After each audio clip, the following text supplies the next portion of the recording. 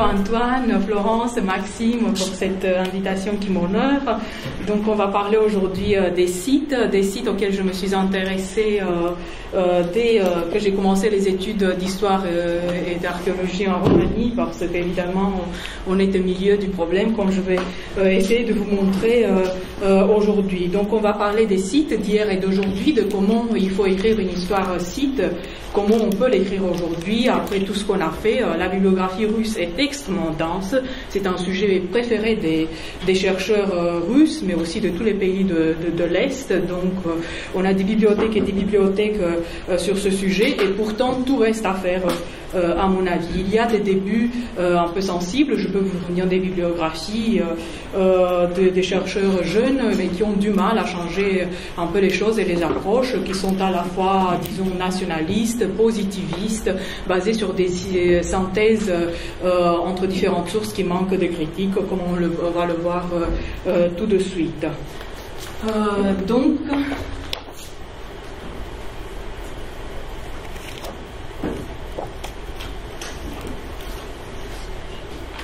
je peux pas. Il y a un problème avec l'ordinateur. C'est ce que vous étiez en train de faire, c'est je voudrais, mais je peux pas. Moi j'avais eu le même problème de cliquer, pas facile. Mais montre-lui, Maxime, comment on fait pour cliquer. Tourner la roue ici Ah, d'accord. Et cliquer ici. Ah, d'accord. Donc on va remettre en présentation. J'arrive pas. Donc il faut juste cliquer ici.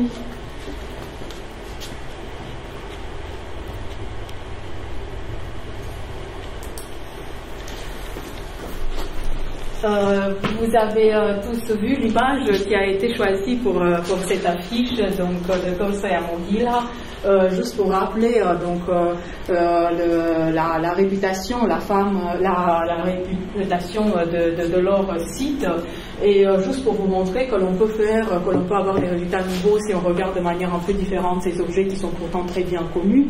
Un pectoral de Tolstoï Mogila, comme souvent dans le cas de cette orfèvrerie d'or dite gréco-site, on est au milieu, dans la deuxième moitié du IVe siècle avant Jésus-Christ, avec des travaux d'une qualité absolument exceptionnelle. Vous avez une reproduction aussi sur l'exemplier. Qu'est-ce qu'on voit sur ce pectoral? Donc on voit le monde des nomades, sites, avec deux personnages qui sont en train de sacrifier en bélier, de se partager donc sa laine, d'autres qui sont en train de traire, et d'autres enfants qui s'occupent donc de ce monde des nomades. Et au-delà de tout cela, il y a de la nature, on peut imaginer une steppe idéalisée, et il y a la terre des monstres, des combats entre les griffons et les animaux, et on pense évidemment, comme on va voir tout de suite, à la question des arts masques et des traditions qui ont pu arriver jusqu'aux Grecs des terres sites. Devant une telle représentation circulaire en plus, l'helléniste évidemment pense tout de suite à la représentation du cosmos sur le bouclier d'Achille d'après Homère, où on a pareil en centre, mais qui dans ce cas est donc céleste, tout autour le monde civilisé des Grecs, et enfin un monde, donc une sorte de monde de la police plutôt, donc où les gens vivent organisés en cité, et Homère le dit, donc d'une part la cité en guerre, d'autre part la cité en temps de paix. Et sur les marges, on a le monde rural, le monde qui se situe donc à l'extérieur de ce qui est une police. Voilà donc deux manières de faire, plutôt grecques, mais disons une manière qui n'est pas finalement absolument étrangère au peuple, à tout peuple de toute civilisation antique, c'est-à-dire de se mettre au centre et de voir les barbares sur les marges. Mais dans ce cas, la présence des monstres, au-delà de ce qui est le cercle des sites, pourrait être un signe que l'on a ici une tradition site, certes, mais qui est passé par un filtre de pensée grec, passé par un filtre de pensée politique, c'est-à-dire d'un centre plus ou moins civilisé, bordé par quelque chose qui est plus proche de la nature. Parce qu'en effet, quand on parle des sites, et surtout du point de vue historique, et pas dans une perspective purement archéologique, quand on parle des sites en histoire, on passe toujours par les Grecs. Comme vous le savez, on n'a pas d'écriture site, il n'y a pas de source écrite d'aucune manière, on a seulement quelques échos de langue site, et cela se trouve surtout dans des auteurs très tardifs, byzantins comme Tsétsès. Et pour écriture directe, on n'a que des symboles comme des tangas, qui sont pourtant de la fin de l'époque hellénistique, de l'époque romaine. On les a chez les Scythes comme on les a chez les Colques, donc ce sont des signes d'une civilisation pastorale, mais évidemment il n'y a pas une tradition de l'écriture. On est dans une tradition donc, de l'oralité qui nous est parvenue à travers des documents grecs, des documents soit écrits, soit iconographiques. Donc on parle de textes, des inscriptions toujours en grec, et des monnaies, donc toujours avec des légendes en grec et une iconographie qui traduit certes des légendes de Scythes, mais à la manière grecque. Donc l'image des Scythes, on peut le voir aujourd'hui, est effectivement une image fabriquée par les Grecs. Bien sûr, je vais essayer de l'expliquer, pas tout à fait en miroir, pas seulement en miroir, mais avec une bonne connaissance, un bon ancrage dans le domaine scythe. Et avant tout, on va parler évidemment d'Hérodote, et parce que c'est lui qui a mis les bases, disons, de notre image des Scythes. Je l'ai déjà un peu mentionné en présentant quelques ouvrages bibliographiques. Quand on parle des Scythes, on est entre deux mondes, non pas seulement parce qu'on est entre le monde des Grecs et le monde des barbares, des sauvages, mais aussi parce qu'on est entre deux mondes qui se confrontent encore malgré les contacts aujourd'hui, c'est-à-dire le monde des chercheurs occidentaux et le monde des chercheurs des pays de l'Est.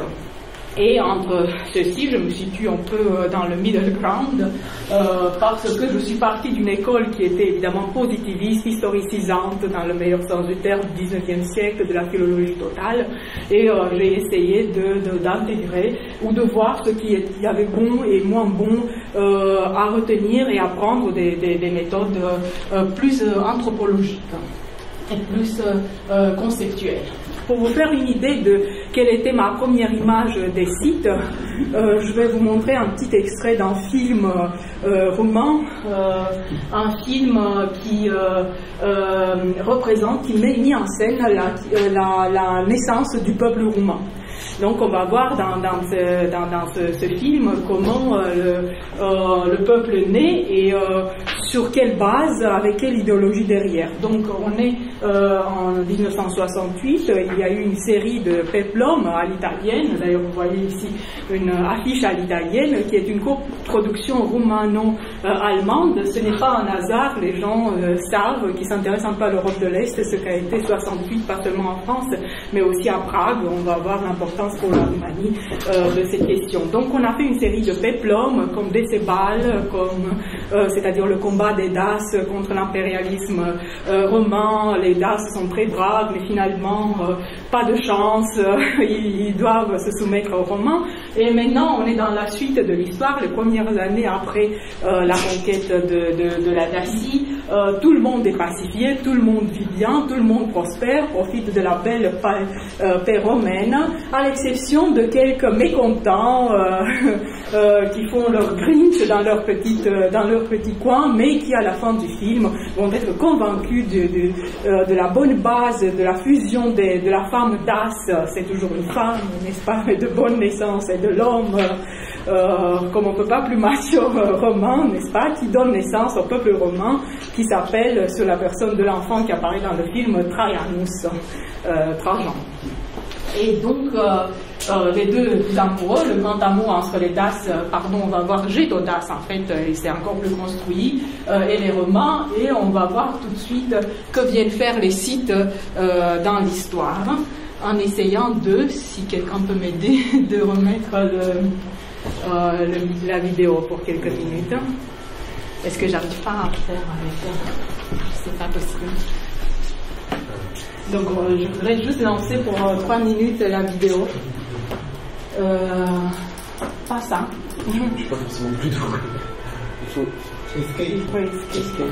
escape.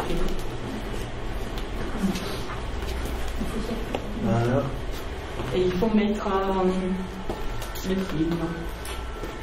Voilà, juste, on va voir, donc on est dans une maison. Aici este reprezentată lupta și On victoria a la construit San déjà une villa romaine à San Misegetusa, évidemment c'est complètement fictif, et on admire les tableaux de la guerre et de la paix. Pacea romană care o Voilà, face. pacea romană. Romani citați împreună în fața forumului nostru. Les Romains sont avec les Daces devant le forum. Ca casa misterie. Voilà le premier roman né de la femme Dace.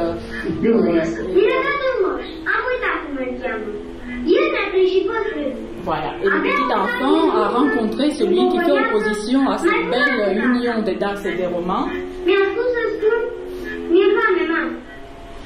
Ce ți-a spus? Et lui, c'est le chef romain, donc le mari de la femme, qui est poursuivi par cet homme Dace qui n'a pas digéré la mort de Décébal. Voilà. Et maintenant, on va chez les rebelles, voilà, chez le terroriste qui prend des contacts auprès des Scythes, auprès des barbares du Nord.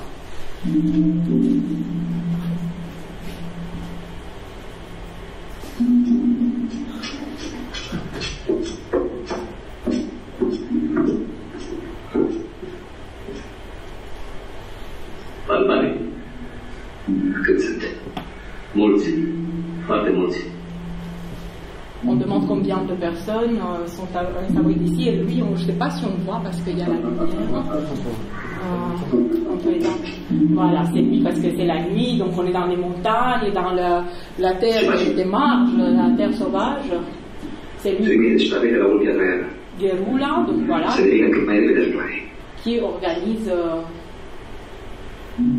qui organise la résistance dans les montagnes avec les Scythes qu'on va voir tout de suite. Voilà, donc on arrive chez les Scythes.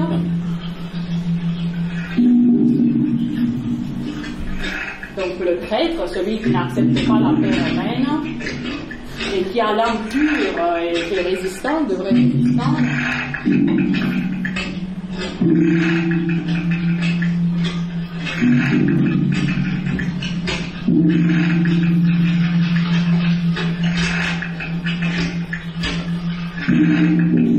Voilà les Scythes.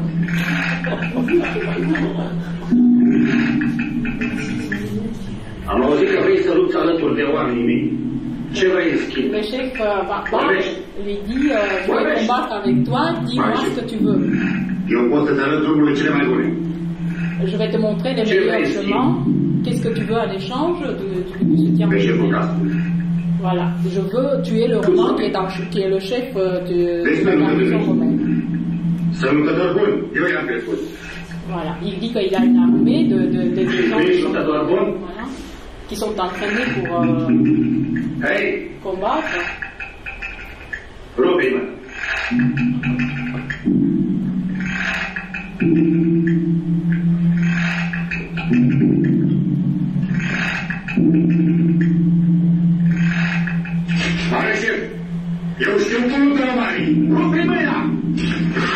Donc il dit vous avez besoin de moi pour attaquer les Romains parce que moi je les connais, mais les barbares ne sont pas des gens fiables, sont évidemment des Iraniens, donc il faut se méfier.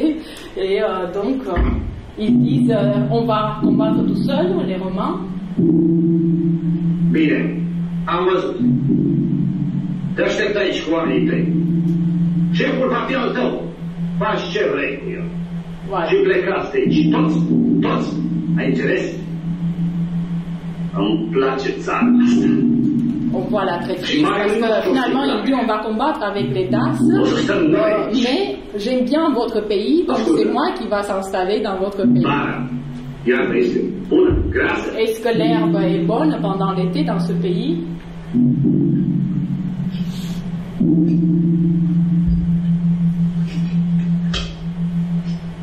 Donc notre brave Dace se retrouve à choisir entre la paix romaine et ces barbares dont on ne sait pas trop ce qui est. Et ça continue, donc on va s'arrêter. Pourquoi je vous montre tout ça? Parce que c'est assez... c'est une mise en scène qui est assez... qui a marqué assez l'esprit dans mon pays natal. Donc et je vais vous montrer comment.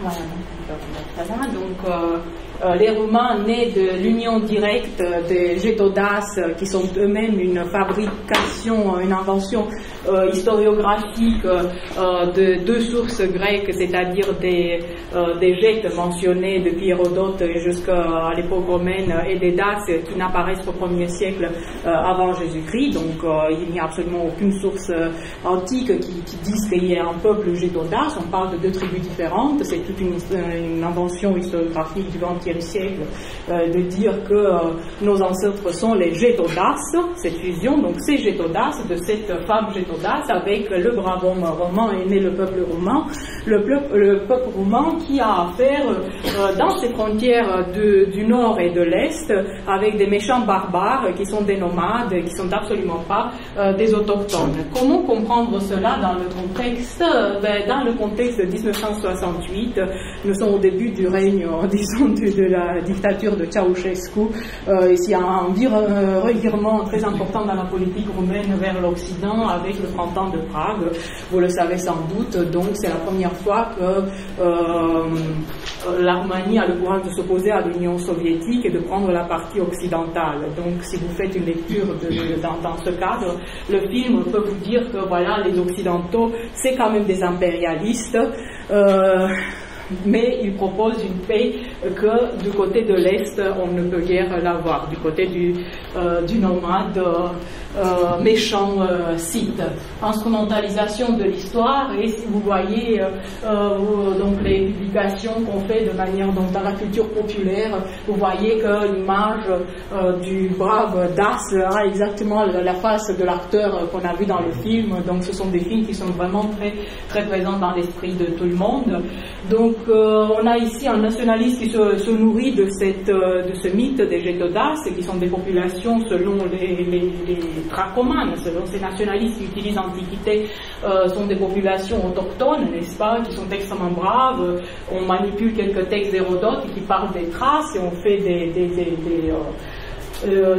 d'identification un peu forcée. Donc on dessine un empire de Bourégistan, qui est un roi qui est mentionné chez Strabon dans le contexte des guerres intestines du milieu du 1er siècle avant Jésus-Christ à Rome. On imagine un empire qui couvre la moitié de l'Europe centrale pour ce Bourégistan, et couvre surtout la grande Roumanie qu'on a eue après 1918, et on construit des choses, donc comme la plus grande statue sur un rocher, sur une montagne qui garde l'entrée du Danube en Roumanie, donc le décébal de Orshova qui a été fait au début des années 2000 jusqu'en 2004. Et cela ne s'arrête pas vraiment à la culture très populaire. On a même des professeurs docteurs universitaires qui écrivent des choses sur les empereurs romains qui seraient en fait des Roumains. Donc quand on vient de Roumanie, on vient avec cela, même si évidemment le monde académique est critique par rapport à ces choses, mais il faut toujours faire attention dans les discussions de quelle est la position entre par rapport d'abord donc à ces populations thraces et une position, disons, moins favorable par rapport aux sites qui seraient des nomades, des non-autochtones, des gens qui ont mis en danger l'union dorée entre Gétodas et Romains. Quand on va en France, et on parle des sites, j'avais proposé cela comme image de l'affiche pour la tiare de Saïda Farnes. On voit d'autres intérêts scientifiques pour les sites, évidemment, donc l'intérêt des antiquaires. Comme à propos de cette tiare, donc, qui, comme vous le savez, a été achetée par le Louvre à la fin du 19e siècle à une très grosse somme d'argent et qui a été en faux. Qu'est-ce que cela nous apprend? Cela nous apprend évidemment qu'il faut bien regarder le contexte et l'intérêt d'un faussaire qui n'était pas un faussaire, comme vous le savez, volontaire dans ce cas, mais c'était plutôt, dit-on à la fin, une sorte de plaisanterie, de cadeau. Parce que qu'est-ce qu'on cherche dans les textes, dans les documents de grande valeur? On cherche toujours une corrélation avec les textes, par le texte et l'image. Et effectivement, c'est que cette tiare était tellement mal magnifique, comme le dit Héron de Villefort dans cette communication à l'Académie, qu'elle était tellement extraordinaire, et on ne sait pas s'il faut dire qu'elle est extraordinaire parce qu'elle est toute neuve, parce qu'elle est très bien faite, ou parce qu'elle confirme très bien à la fois l'inscription qui vient d'être découverte, l'inscription d'Olbia, c'est un décret en l'honneur d'un citoyen grec, Protogénès, qui aurait aidé à la ville à sortir devant la menace site des Saïoi de Saïtafarnes. Comment ce citoyen grec, Protogénès, aurait donné de l'argent pour payer le roi Site qui faisait donc la protection, qui assurait une sorte de protection de la cité. Et donc on a Tador Parodou, donc dans l'inscription qui venait d'être découverte, l'inscription est véritable, donc on est à la fin du 3e siècle avant Jésus-Christ, et tout de suite après on découvre Tadora, donc les dons qui auraient été payés par Protogénès, avec une inscription en bien grand sur le vase qu'il s'agit de Dora de la couronne qui a été offerte par la cité pour honorer Saïtafarnes. Donc une coïncidence absolument extraordinaire. Qu'est-ce que cela m'a appris? Qu'il faut regarder évidemment le contexte antique, il faut connaître la manière de faire, mais il faut regarder aussi le contexte moderne, quelque chose que je n'avais pas forcément appris à le faire. J'ai donc appris en France, et je voulais juste vous illustrer par cet épisode ici, que pour faire de l'histoire ancienne, on ne peut pas laisser de côté l'histoire moderne, on ne peut pas laisser de côté la question des méthodes et des concepts, de la manière d'exprimer quelque chose.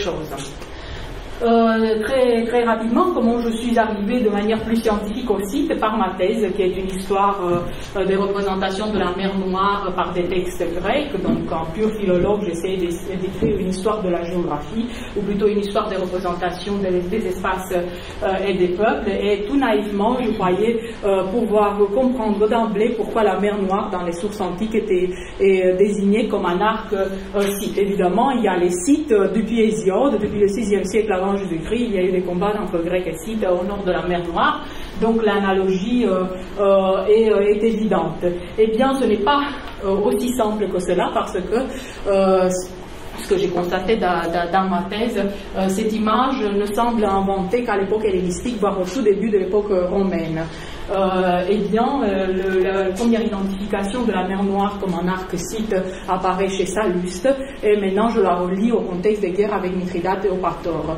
On la retrouve donc chez Strabon, chez Ammian Marcellan par la suite, avec différentes analogies qu'elle est l'arc site. Donc j'ai essayé de vous montrer ici. En fait, la mer Noire était connue déjà des Grecs depuis l'époque classique comme une double mer, à cause de ces courants qui vont à l'encontre des aiguilles d'une montre, et donc qui font que les Grecs sont tout de suite arrivés en suivant la côte turque en Crimée, mais la conceptualisation, l'analogie avec cet arc site de forme de sigma n'est venue que donc dans le contexte des guerres avec Mithridate. C'est en fait ces guerres qui amènent à l'attention du monde méditerranéen la mer Noire une fois de plus, et ces guerres qui m'ont fait penser que finalement l'histoire de la géographie doit être pensée comme une histoire des contacts, comme une histoire de transmission, de transfert entre différents peuples.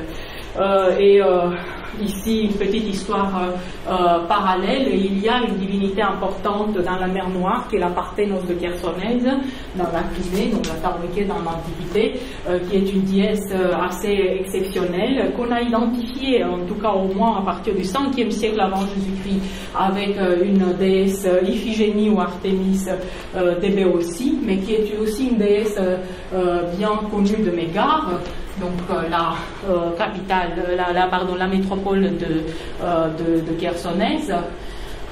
Donc une déesse locale qui a été comprise par les Grecs qui ont colonisé la région à l'époque archaïque et l'époque classique comme aussi une déesse grecque, qui a été réinterprétée par les Athéniens comme leur propre déesse d'Éolide, et qui finalement, encore une fois dans le contexte des guerres avec Mithridate, a été comprise par les Romains par analogie avec leur propre Parthénos Tauriquée, donc de Diane de Némi en Italie. Donc cela marche comme ça par des transferts et par des réinterprétations en fonction des contextes historiques, comme on le voit dans le cas de CDS et comme j'ai essayé de le montrer pour le cas de cette conceptualisation de la mer Noire, donc qui a des bases géographiques, mais qui n'apparaît effectivement dans les représentations que dans un contexte de Première Guerre mondiale, si on peut dire, de confrontation entre Rome et Mithridate. Je m'intéresse donc à l'histoire des représentations, mais je m'intéresse aussi à la géographie historique, à la géoarchéologie qui est la base en fait de cette reconstruction des textes. Et pour cela, il faut évidemment collaborer avec les archéologues qui trouvent les sites et les géoarchéologues qui peuvent nous donner des informations sur les formes des reliefs qui existaient auparavant. Et tout cela me donne une base pour relire mes textes et cartes. Ici, une petite synthèse donc, des différentes méthodes qui sont à l'œuvre dans la géographie historique d'aujourd'hui pour comprendre donc, de manière renouvelée les textes. En effet, quand je parle avec différentes personnes, des scientifiques ou des historiens de ce que je fais, quand je fais l'histoire de la géographie historique, on me dit toujours, tu fais quelque chose qui tient au 19e siècle, quel est l'intérêt? On sait déjà où sont les lieux, quel est l'intérêt de dire que, bon, en ethnos, ce n'est pas forcément un peuple, mais on sait à peu près où ça se trouve et ce que c'est. Je dirais que la différence est quand même totale. C'est vrai, on a j'ai les mêmes questions qu'on s'est posées depuis l'Antiquité, c'est-à-dire où sont les sites, les lieux où les gens ont habité, quels sont les peuples qui ont habité, mais la manière de faire, les méthodes évidemment qui ont été inventées entre-temps et la manière conceptuelle de procéder est totalement différente aujourd'hui de ce qui a été au 19e siècle. Et en fait, on est dans un changement méthodologique assez important. C'est-à-dire, si jusqu'au XXe siècle, on était toujours dans la synthèse, comme on l'a vu avec Saïta Farnè, c'est-à-dire on a d'une part l'objet archéologique, d'autre part le texte, on essaye de faire une synthèse pour inventer une histoire d'un peuple. C'est encore ce que vous voyez faire dans ces livres que je vous ai distribués donc sous les sites, les Alanes, etc. Donc on met tout ensemble et on fait une soupe plus ou moins cohérente. En fait, ce qu'on devrait faire quand on fait de la géographie historique et de l'histoire de la géographie aujourd'hui est complètement différente. Et on peut s'inspirer de la méthode de faire des scientifiques. Vous savez, les scientifiques qui analysent un objet dans une manière interdisciplinaire, ils emploient différentes méthodes d'analyse, mais ils ne les cumulent pas, ils les superposent pour voir la moyenne, pour voir par la statistique où tout cela se rencontre. Après avoir appliqué des méthodes différentes de manière très critique, il faut voir si on a un point commun et comment on peut expliquer ce point commun. Et c'est pourquoi je fais ces graphes, parce que évidemment quand j'étudie mes textes, donc je me présente ici en tant que philologue, désormais contrairement à ce qu'on faisait jusqu'au XXe siècle, je prends en compte qu'un texte a aussi une histoire qui n'est pas écrite derrière lui, parce qu'on a beaucoup d'oralité, on est dans un contexte de culture antique qui est différente du contexte moderne. On prend encore la narratologie, c'est-à-dire comment on fabrique un texte, dans quelle manière on s'exprime d'une manière particulière. On prend en compte évidemment les études cognitives, surtout pour les représentations de l'espace. Qu'est-ce que je dis quand je parle d'un espace, comment je le dis, et pour cela on a toute la psychologie de la deuxième moitié du XXe siècle et ce qu'on a fait au début du XXIe siècle qui nous aide, donc après Piaget et les structuralistes.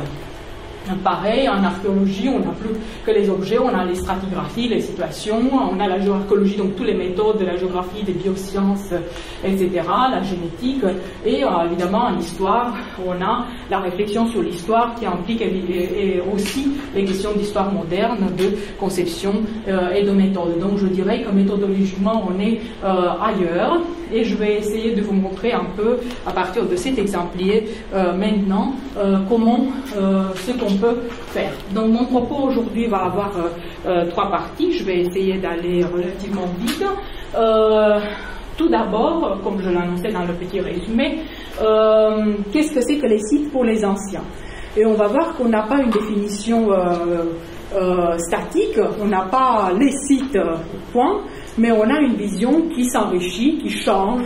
Je ne parle pas de progrès, mais je parle d'évolution, de changement, de métamorphose d'un concept qui se définit, et qui se définit en fonction du contexte plutôt grec ou des contacts des Grecs avec les Scythes, qu'en fonction de ce qui se passe vraiment chez les Scythes et qui reste en grande partie inconnu. Comme vous le savez, peut-être il y a donc dans la Vulgate historiographique, qui est donc cette soupe mélangée avec un peu d'archéologie, un peu de texte, l'idée que les Scythes seraient venus au nord de la mer Noire à peu près à la même époque que les Cimériens. On ne sait pas très bien d'où, et on ne sait pas très bien qui sont ces Cimériens, qui eux-mêmes devaient être des populations ouest-iraniennes. En tout cas, on sait que les Grecs disent que les Cimériens ont dû être là avant les Scythes et avant l'arrivée des Grecs. Cette question des Cimériens est elle-même complexe parce que les Grecs ont rencontré les Cimériens exactement en Asie mineure et au Proche-Orient. C'est pourquoi on les rencontre dans l'Odyssée, près de l'enfer. Et donc, ils ont menacé les cités ioniennes, ils ont menacé les Lydiens. Mais les Grecs considèrent les avoir trouvés dans les populations sédentaires en marge du monde nomade du nord de la mer Noire. On n'a jusqu'à aujourd'hui aucune possibilité de juger comment cette identification a été faite. On ne sait pas s'il y avait des énonymes ou des légendes chez ces Cimériens, ces populations du nord de la mer Noire, qui ont fait dire aux Grecs, voilà, ce sont ça les Cimériens. Certes est que les guerriers cimériens qui sont arrivés en Asie mineure, et donc qui apparaissent aussi dans la Bible, qui Miroi, qui sont bien connus des sources achéménides, etc., sont des cavaliers, sont des combattants qui ressemblent par leur manière de combattre à ce que les Grecs ont pu rencontrer au nord de la mer Noire. Et plus que cela, on ne peut pas savoir. On ne sait pas d'où il y a comment les Grecs, à partir de quel élément ils ont inventé cette histoire de la migration cimérienne, de la migration scythe qui aurait remplacé les Cimériens par la suite. Et on ne sait pas très bien comment ces sites du nord de la mer Noire ils étaient organisés. Parce que si on lit les sources grecques, on a, à partir du 6e siècle avant Jésus-Christ, d'Hésiode, une sorte de nébuleuse site au nord de la mer Noire. Ce qui est assez en contraste avec les sources épigraphiques qui commencent à partir du 4e siècle. On a aussi des inscriptions du 6e, 5e siècle, mais disons, on voit mieux les rapports des Grecs avec leurs voisins scythes à partir du 4e siècle avant Jésus-Christ, et où l'image est complètement différente. C'est-à-dire, si dans les textes littéraires, on a les nomades qui vivent au nord de la mer Noire et qui sont soit très méchants, très violents, non civilisés, soit idéalisés, les bons bergers qui vivent loin de la civilisation, donc loin de tous les maux. Les inscriptions ne parlent pas du tout de cela. Les inscriptions donnent des noms de tribus qui sont des noms qui sont compréhensibles par des racines iraniennes, donc comme c'est Sayoi de Saïtafarnes dont on a parlé tout à l'heure. On va voir donc dans cette première partie comment les Grecs, comment évolue cette image de cette nébuleuse, comment elle se clarifie ou plutôt elle se métamorphose tout au long de l'histoire grecque.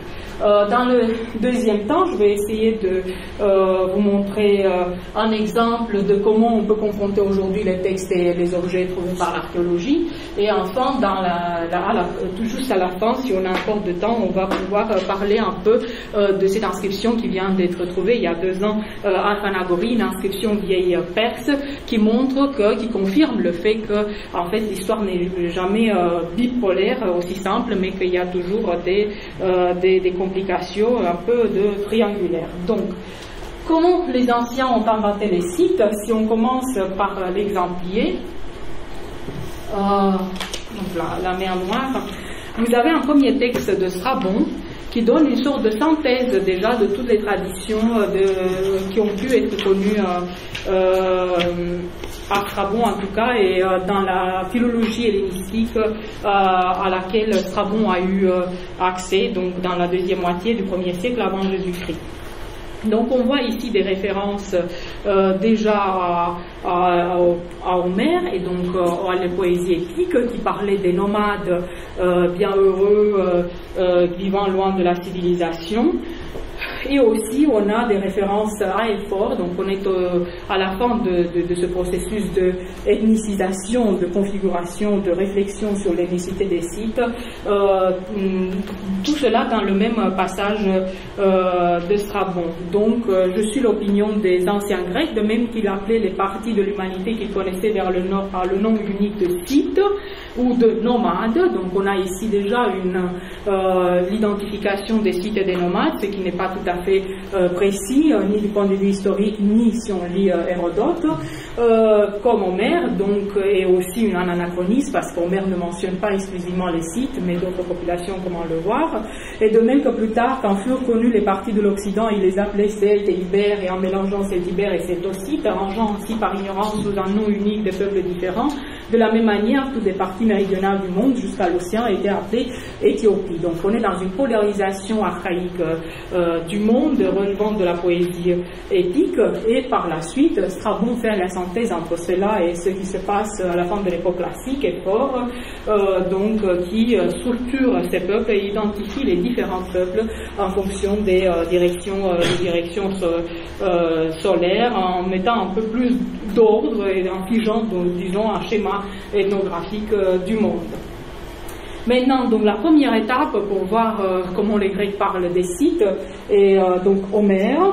Homère, avec ce fameux passage du début du livre 13 de l'Iliade, où Zeus prend une pause alors qu'il est en train de regarder le match entre les Troyens et les Achéens, et il fait un tour d'horizon dans les tribunes, et ces tribunes s'étendent donc de la Bulgarie actuelle jusqu'à quelque part, on ne sait pas, au nord de l'Asie, et Zeus détourna ses yeux étincelants, baissant son regard au loin sur la terre des Thraces, éleveurs des chevaux, et sur celle des Mysiens qui combattent corps à corps, et des admirables trayeurs et buveurs de lait de cavale, et des abioi très justes parmi les hommes. Abioi très juste parmi les hommes, identifiés de manière à peu près automatique à partir de la colonisation grecque du VIe siècle avant Jésus-Christ, avec les sites nomades idéalisés au nord de la mer Noire. Je vous ai mis sur la deuxième page donc un petit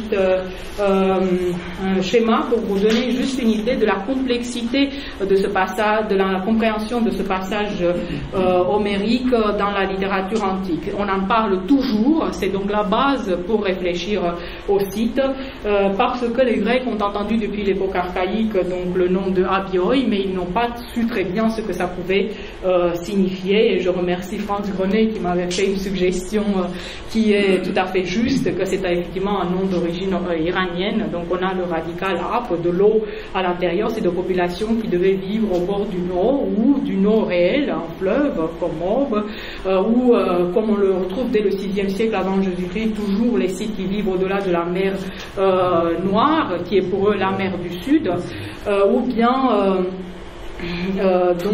les populations qui vivent tout près de l'océan, de ce fleuve circulaire qui entourait le monde. Mais les Grecs ne savaient pas cela, et ils ont fait plein de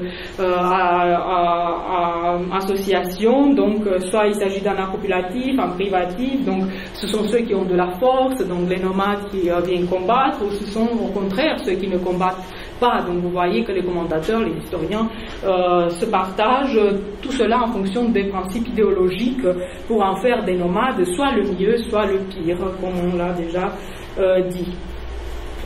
On est donc dans un moment contemporain de la formation de la police, un moment où on oppose, comme on l'a vu donc sur le bouclier d'Achille, le monde de la cité, le monde du centre, le monde civilisé, et le monde des marges, des nomades. La situation se complique considérablement à partir du 5e siècle avant Jésus-Christ avec Hérodote, et vous avez deux petits schémas sur l'exemplier, parce que, comme vous voyez, le monde d'Hérodote est loin d'être, comme on l'a souvent dit dans la bibliographie d'ailleurs, une opposition entre centre et périphérie. Parce qu'il y a plusieurs centres, dont certains sont problématiques, comme la Perse, qui était l'Oxy qui entre, qui s'affronte avec les Grecs au milieu du monde, et il y a surtout plusieurs périphéries, plus ou moins proches. C'est-à-dire il y a une périphérie thrace, par exemple, qui est pratiquement comme les Grecs, parce qu'il y a des Grecs qui vivent au-delà des Thraces, donc il y a une interférence, donc ce sont les barbares proches qui vivent comme les Grecs, mais qui quand même ont une identité un peu différente. Et il y a ensuite une banlieue un peu plus éloignée à laquelle appartiennent les Scythes, mais qui reste encore dans une ère de pénétration avec les Grecs. Il y a enfin un peu plus loin les Sarmates, les Boudines, et au-delà de tout cela, les Isodones, les Arimasques, enfin les monstres et les Hyperboréens. Donc on voit une progression, et entre ces cercles, il n'y a pas tant d'opposition que possibilité de contact et de circulation, et Hérodote raconte donc des voyages, que ce soit des Grecs comme Aristérxe de Proconès, sur lequel je vais revenir, ou bien des contacts habituels. Donc un monde qui est complexe et un monde surtout qui est territorialisé. Donc ici on a une autre empreinte des Grecs, une lecture grecque d'une réalité extérieure, parce qu'on a une cité qui est bien carrée chez Hérodote, définie par des fleuves avec des mesures terrestres, itinéraires terrestres et maritimes, pour prouver qu'elle est bien carrée. Alors c'est intéressant cette image qui apparaît tout au long du livre 4, donc je vous rappelle les histoires d'Hérodote, l'histoire des guerres médiques, avec l'Égypte livre 2 et la City livre 4, donc on a l'opposition qu'on retrouve d'ailleurs dans les formules aussi iraniennes, des conquêtes iraniennes, donc des deux côtés du monde grec, aux deux pôles, si l'on peut dire, de deux côtés opposés du monde égéen, méditerranéen. Et donc c'est un monde qui, à mon avis, dans Hérodote, est donc déjà bien hybridisé, et l'histoire que nous en fait Hérodote, c'est une histoire à la grecque, mais avec des éléments scythes. Et le premier élément scythe pourrait être précisément cette image d'une cité carrée. C'est un pays qui est carré, donc l'image du carré pourrait être quelque chose qui évoque donc un monde qui pourrait venir donc du monde iranien.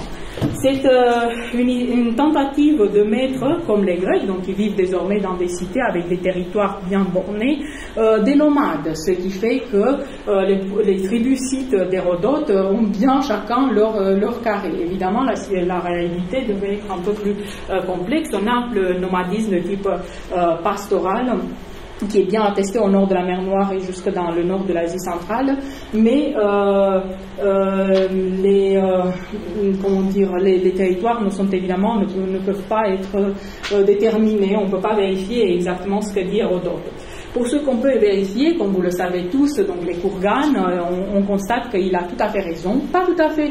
On n'a pas réussi avec l'archéologie de trouver exactement ce qu'il raconte là où il le raconte, au moment où il le raconte. Par exemple, le fait que les rois scythes préfèrent l'or qui serait en rapport avec leur charisme, etc. On l'a trouvé plutôt dans les Kourganes d'époque archaïque. Sinon, dans les Kourganes d'époque classique, on a un mélange de métaux. Aussi, tous les rites qu'il leur raconte, on ne les a pas trouvés au nord de la mer Noire, mais cela peut être une question de conservation, mais plutôt en Sibérie. Dans tous les cas, il est sûr qu'il avait une information de très bonne qualité, et je vais y revenir dans la deuxième partie avec la question des légendes. Mais pour la précision des territoires, c'est évidemment impossible d'utiliser les noms d'Hérodote avec une certitude pour identifier des cultures archéologiques. Une autre question dans l'invention de la contribution d'Hérodote, c'est qu'il faut tenir compte qu'il essaie toujours de mettre les espaces en lien avec les événements historiques, c'est-à-dire ces espaces s'élargissent en fonction de ce qu'il sait qu'il doit couvrir du point de vue historique et se rétrécissent quand il n'a pas beaucoup de choses à mettre. Un autre aspect intéressant, c'est sa manière de faire de l'ethnographie, c'est-à-dire il a des images préconçues, et c'est d'ailleurs chez Hérodote qu'on trouve la première définition de l'ethnicité, de ce qu'est un peuple. Donc un peuple se définit, le peuple grec, n'est-ce pas, se définit par l'union de sang, de tradition, de langue et de religion, et il essaie de faire à peu près la même chose chez les barbares. Surtout pour ce qui concerne les Scythes, il y a une question d'opposition entre nomades et sédentaires. Eh bien, pour Hérodote, un Scythe ne peut pas vraiment être sédentaire. Donc, il donne des justifications pour les noms de tribus, comme les Alazones, les Yorgoi, etc., qui sont au contact avec les Grecs. C'est plutôt des peuples qui ont pris la sédentarité des Grecs, ce qui évidemment n'est probablement pas le cas parce qu'on a l'occupation de l'âge du bronze au nord de la mer Noire. Donc sédentarité est plutôt grecque, et même quand on trouve une sédentarité qui est très loin de la côte grecque, comme ce peuple de Boudine qui occuperait et qui serait au-delà de la steppe, donc en Ukraine, ce peuple serait d'origine grecque, tout simplement parce qu'il s'agit d'un peuple qui a une fortification, un mode de vie qui rappelle à Hérodote un style polyade. Et donc on voit des connaissances des traditions locales, mais une manière mélangée à une manière de faire de l'histoire, de l'enquête, de mettre un texte qui est grec. Pourquoi tout cela au 5e siècle? À mon avis, cela vient du contexte intellectuel en Grèce. J'y vois l'empreinte de Protagoras, dont on a des échos chez Platon. C'est un schéma du monde où le comble de la civilisation, donc il y a d'abord un progrès historique, n'est-ce pas? On va de la commune primitive, comme on le disait avant, jusqu'à la civilisation polyade, et on avance donc dès les débuts de l'humanité, quand les gens vivaient nus, etc. Ils découvrent le feu, ensuite ils s'installent dans des communautés, ils descendent des montagnes, ils sont de plus en plus habitués à vivre en commun et à utiliser des outils, et à avoir donc une vie polyade, jusqu'à la vie polyade des Grecs. Et cette question de progression historique se retrouve, à mon avis, chez Hérodote, précisément dans cette image géographique du monde. Donc au centre, on a les Grecs qui vivent dans les cités, et plus on voit loin, pour aller loin, il faut du temps, évidemment, donc il ne faut pas oublier que dans une culture antique, il y a toujours ce lien indissoluble entre l'espace signifie du temps et le temps c'est de l'espace. Toute cette image historique chez Protagoras, 5e siècle, se transforme chez Hérodote dans cette carte du monde qui est un peu complexe, mais qui est un cercle concentrique, donc les cercles interconnectés, et non pas une simple opposition entre centre et périphérie, comme on a tort de le présenter. C'est comme ça qu'on arrive à Éphore, donc avec une image qui nous est transmise pour nous chez Strabon, parce qu'on a perdu Éphore, mais vous avez donc pour Éphore, 4e siècle avant Jésus-Christ, cette image déjà de conceptualisation du monde sous la forme d'un rectangle dans lequel donc les Celtes sont au nord-ouest, les Scythes sont au nord-est, les Libyens sont au sud-ouest et les Indiens ou les Éthiopiens sont au sud-est. Eh bien, ces carrés du monde déterminent, comme on le voit dans le cas des sites, une territorialisation, une précision ethnographique encore plus avancée, plus poussée que ce qu'on a vu chez Hérodote. Donc on met de l'ordre partout dans ces barbares. Et pourquoi? Parce que donc on est dans la réflexion ethnographique a abouti, on a plus d'informations, et Éphore a mis cela en forme. Je serais toutefois enclin à mettre déjà cela en rapport avec une intensification des relations entre Grecs et Perses. Si vous voyez donc ce rectangle du monde avec les 4 points solaires, n'est-ce pas? C'est-à-dire c'est le couchant, le levant d'été, le vent à l'est, le vent d'été, le vent d'hiver, couchant d'été, couchant d'hiver, c'est ça le nord-ouest, nord-ouest, sud-est, sud-ouest. Eh bien, ce schéma mental de mentionner cela par 4 peuples, on le retrouve évidemment chez les Perses achéménides. Donc déjà au 5e siècle dans les tablettes, et on les trouve donc dans les représentations de Persepolis, on les retrouve dans les inscriptions royales de Nakhchi-Rostam. Et c'est quelque chose, comme on l'a vu au mois de février dans le séminaire, que les Égyptiens avaient déjà. Donc c'est quelque chose, cette image du monde de représenter les 4 directions solaires plutôt que cardinales par des énumérations de peuples qui viennent déjà de la fin du 3e millénaire, disait M. Grimal, chez les Égyptiens, on le retrouve chez les Assyriens, on le retrouve chez les Perses, et voilà que les Grecs représentent le monde par ces 4 peuples aux 4 points solaires, donc seulement au 4e siècle avant Jésus-Christ. C'est intéressant, je pense, à réfléchir du contexte gréco-perse de l'époque, parce qu'il y a clairement un changement si on compare Éphore avec Homère, chez Homère et dans la littérature grecque, disons, plus empirique, traditionnelle, on a toujours des itinéraires, donc on peut faire le cercle du monde, comme un voyage des Ordonautes, un voyage d'Odyssée, alors que là, on a une sorte de géométrisation qui était présente chez Hérodote, mais avec 4 peuples, et c'est assez frappant de l'assimiler, de le rappeler en rapport avec les Perses. Effort donc pour en pousser donc plus de territorialisation, plus d'ethnicité. C'est comme ça qu'on arrive donc à l'époque hellénistique où on a fait un peu la synthèse de tout cela. Pourquoi cela? Donc, ce que j'ai voulu vous dire, c'est que lorsqu'on se demande donc qu'est-ce que c'est que les sites dans l'Antiquité, d'abord ce sont des images littéraires qui dépendent de l'époque à laquelle elles ont été formulées. Aussi bien du point de vue historique site, qui nous est à peu près complètement inconnu, sauf si on veut tirer de l'histoire de l'archéologie, avec les risques et périls, mais qui dépend surtout du contexte politique et culturel grec, qui est un contexte évolutif, donc entre les genres littéraires, entre l'oralité et les textes écrits, entre les réflexions sur ce que est un ethnos et ce qu'est l'hellénisme entre le 6e, 5e, 4e siècle grec, avec le changement que l'époque hellénistique et donc le cosmopolitisme pensé à partir de la fin du 4e siècle signifie l'idéalisation du barbare étant remise en avant, comme on le voit donc pour ces textes homériques remis au goût du public entre l'époque hellénistique et l'époque romaine, un mélange total dans l'œuvre de Strabon qui est pour nous la principale source géographique sur la Scythie. Donc il n'y a pas une image des sites, il y a des images des sites qui doivent être comprises dans le contexte grec. Deuxième partie, il me reste encore 4 heures. Voilà, je vais faire vite. Deuxième partie, évidemment, vous connaissez tous le miroir d'Hérodote. J'ai rapporté le livre ici. Qu'est-ce qu'on peut faire aujourd'hui de ce livre quand, effectivement, avec la chute du mur de Berlin, on connaît plus facilement toutes les découvertes de l'ancien espace soviétique, qui a confirmé le fait qu'Hérodote était bien au courant et qu'il ne racontait pas seulement en pur miroir des Grecs. Eh bien, on peut quand même garder quelque chose de ce livre, c'est-à-dire la perspective anthropologique, et peut-être l'adapter à une autre méthode, c'est-à-dire à la méthode des contacts. C'est pourquoi je citais le livre de l'Odyssée gauloise de Stéphane Berger.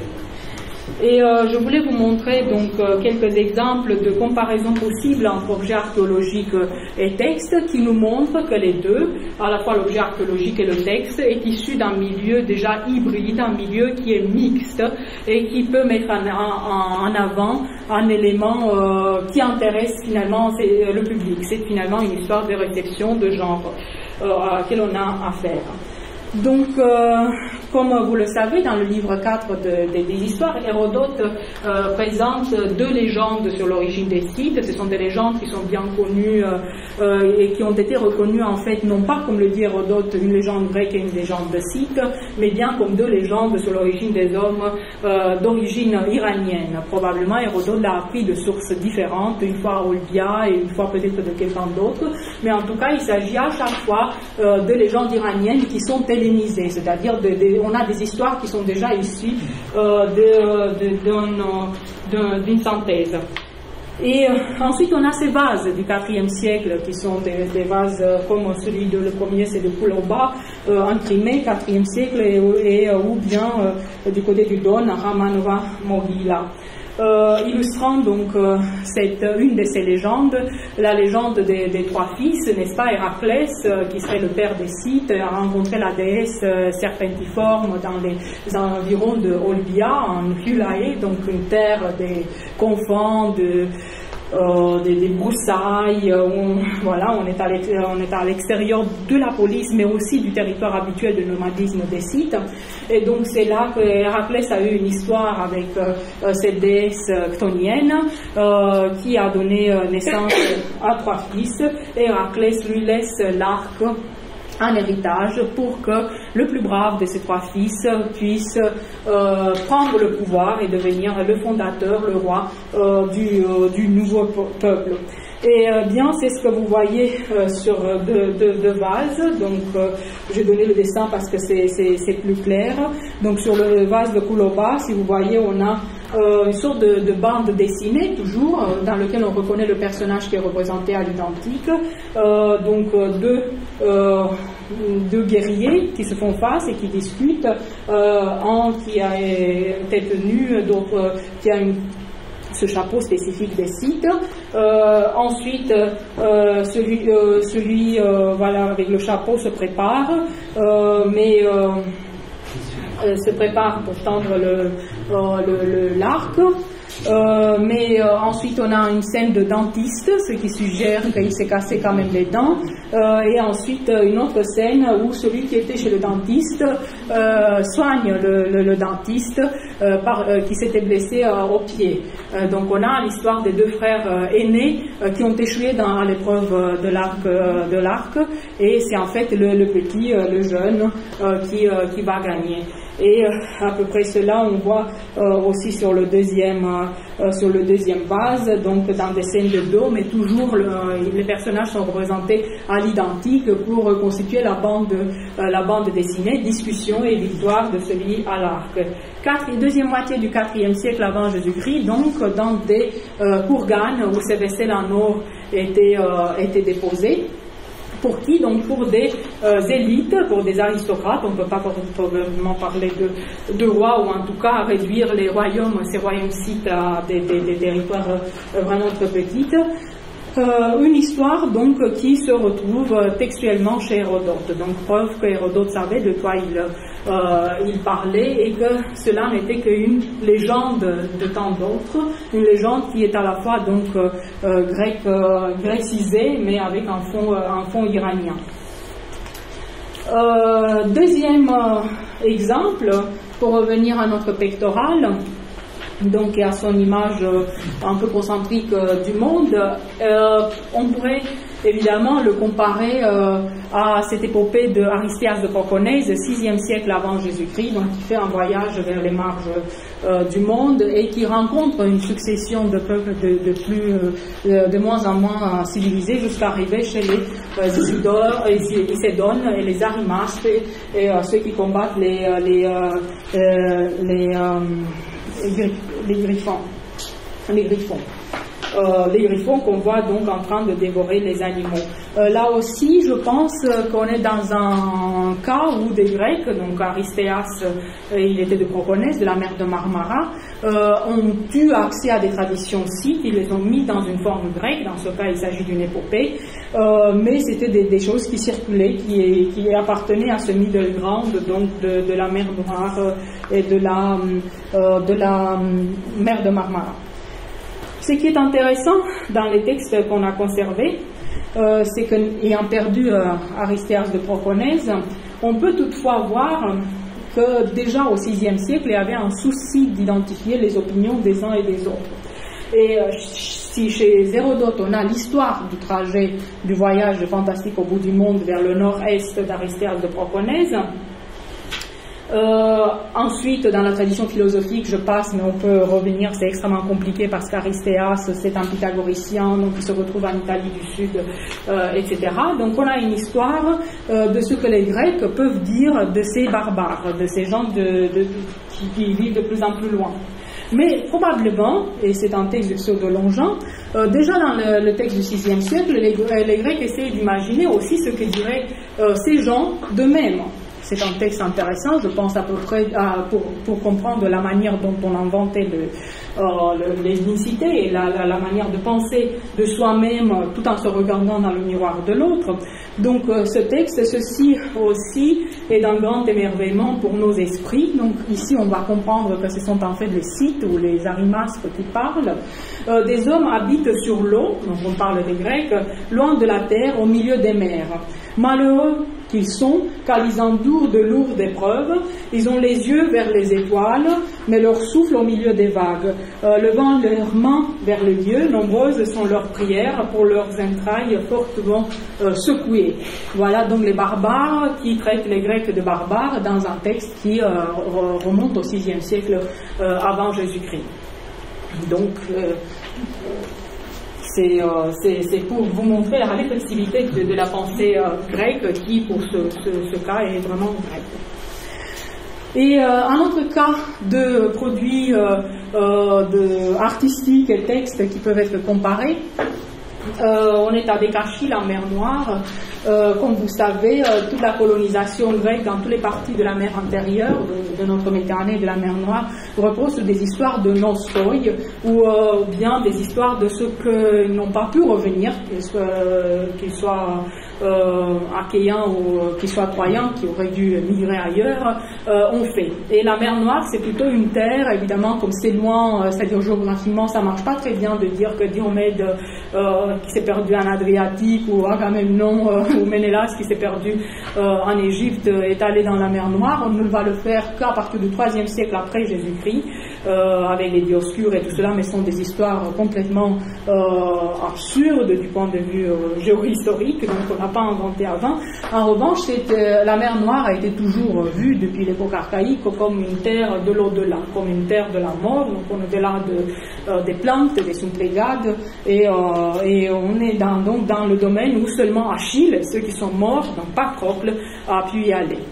Achille, maître de la City, c'est quelque chose qui apparaît déjà au 7e siècle avant Jésus-Christ avec un texte d'Alcée de Lesbos.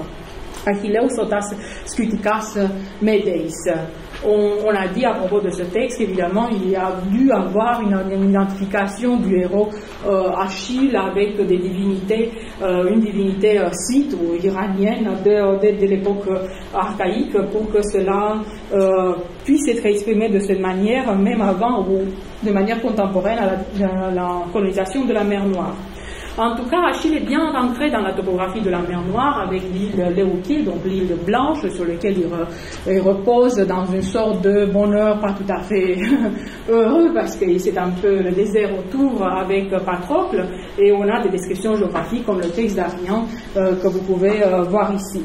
Il y a donc une permanence dans toutes les références antiques, dès le 7e siècle jusqu'à l'époque romaine et ensuite à la fin de l'Antiquité, avec le retravail du périple d'Arien chez Pseudo-Arien, de la présence d'Achille dans la mer Noire. Et qu'est-ce qu'on trouve sur un carquois du Mélitopole, encore dans un kurgan d'Ukraine, une représentation de la vie d'Achille. Alors la photo n'est pas très bonne, mais vous pouvez me croire sur parole. C'est à la manière des tables iliaques qu'on peut voir différents épisodes qu'on a interprétés comme représentant la vie d'Achille. 4e siècle avant Jésus-Christ, évidemment, donc vous, connaissance des élites locales de ces mythes grecs et de l'identification avec Achille, ou bien l'histoire est un peu plus compliquée. On est dans la deuxième moitié du 4e siècle, et qu'est-ce qu'on trouve? Donc un carquois similaire, n'est-ce pas, à Vergina, chez les Macédoniens. Et avec cela, donc, on doit prendre en compte les liens historiques, mais aussi généalogiques et mythologiques, qui ont pu être établis sur des bases politiques entre les sites, certains sites comme Athéas, donc, qui se retrouvaient dans l'ouest de la mer Noire, à faire alliance et finalement à combattre et à mourir dans un combat contre Philippe II de Macédoine. Donc, il y a toujours un troisième élément où la situation est beaucoup plus complexe qu'une simple hybridation, des simples échanges. Dans ce cas, on voit des éléments aussi dans le Moyen-Âge, dans certaines modes, d'une importance accrue à partir du milieu du IVe siècle de la Macédoine et des pratiques macédoniennes dans la région de la mer Noire. Et pour finir, je vais être vraiment très brève, donc pour rappeler que la complication de l'histoire, donc contre toute espérance et toute attente, il y a 2 ans, à Phanagorie, qui se trouve sur le royaume du Bosphore. Donc on entre par Istanbul, mer Noire ici, on est entre la Russie et la Crimée. plus exactement ici. Donc on a fait des découvertes absolument extraordinaires dans cette ville fouillée depuis 20 ans maintenant par Vladimir Kuznetsov. Eh bien, on trouve cette inscription perse, bien royale, bien cunéiforme, bien vieux perse, qu'on a mis un peu de temps à lire et qu'on n'a pas toujours bien comprise. On l'a trouvé donc dans les remblais de l'Acropole en fouille, et donc on ne peut absolument pas soupçonner qu'il s'agit d'un faux, tout simplement parce qu'il a fallu une année pour trouver quelqu'un qui puisse comprendre quelque chose. C'est-à-dire c'était complètement inattendu, et la fouille est d'ailleurs très sérieuse et avec des résultats absolument impressionnants, en particulier pour la découverte de statues de la femme de Mithridate, de navires de Mithridate, donc vraiment des choses exceptionnelles du point de vue historique. Donc cette inscription qu'on peut dater plus ou moins des années 480 avant Jésus-Christ pose problème parce qu'on ne sait pas si elle est alliée à Xerxès ou plutôt à Darius. Évidemment, la première idée serait de la relier à Darius, et voilà, on aurait enfin l'attestation épigraphique, n'est-ce pas? On est toujours dans l'idée de mélanger pour faire la soupe. Voilà, on a la confirmation que ce que raconte Hérodote est vrai, que Darius serait effectivement allé 60 jours à travers la steppe et aurait conquise le Bosphore cimérien. Sauf que le texte d'Hérodote sur la campagne de Darius en Scythie est contesté, c'est-à-dire dit de manière différente par Ctésias, et cela se trouve chez Strabon. Darius, de manière beaucoup plus logique, plus vraisemblable, n'aurait fait qu'une campagne de 3 jours, donc jusque dans la Moldavie actuelle, au-delà du Danube. Pour le reste, sa flotte, qui partait du nord de l'Asie mineure, donc